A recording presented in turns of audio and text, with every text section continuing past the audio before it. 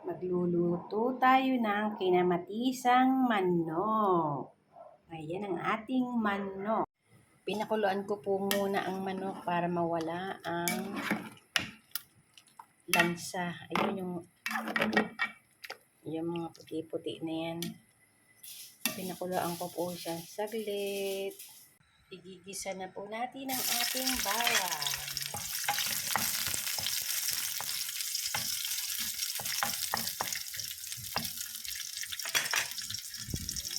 Lalagay ko na rin po ang sibuyas.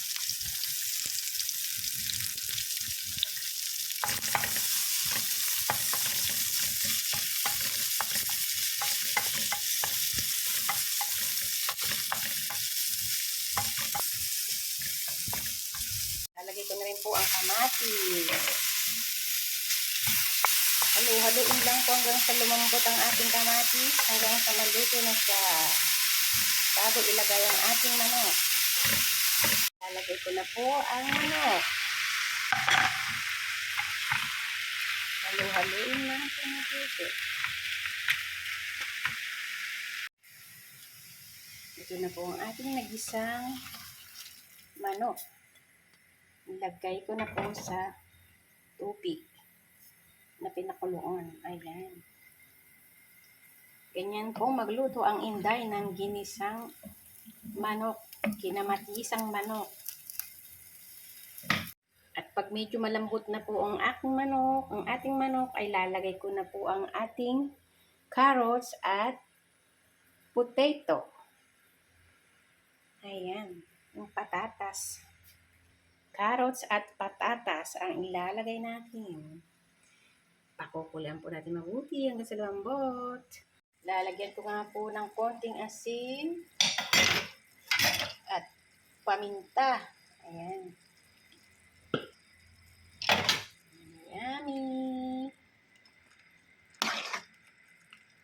At pag medyo malambot na po ang ating manok, ay lalagay ko na po ang ating carrots at potato. Ayan, yung patatas. Carrots at patatas ang ilalagay natin. Pakukulan po natin mabuti hanggang sa lumambot. Ilalagay ko na nga rin po ang ating patatas at ang carrots. Ayan. Malambot na po ang manok. Ganyan po ang kinamatisang manok ni Inday. Bigyan po natin ng pampalasa. Konti lang po. Ayan mga idol, luto na po ang ating kinamatisang manok. Malambot na po ang patatas at ang carrots. Pati na rin po ang ating manok. Ayan. Yummy, yummy. Yummy, yummy ang chicken, kinamatisang chicken. Thank you po for watching. Bye. Follow for more. God bless us all.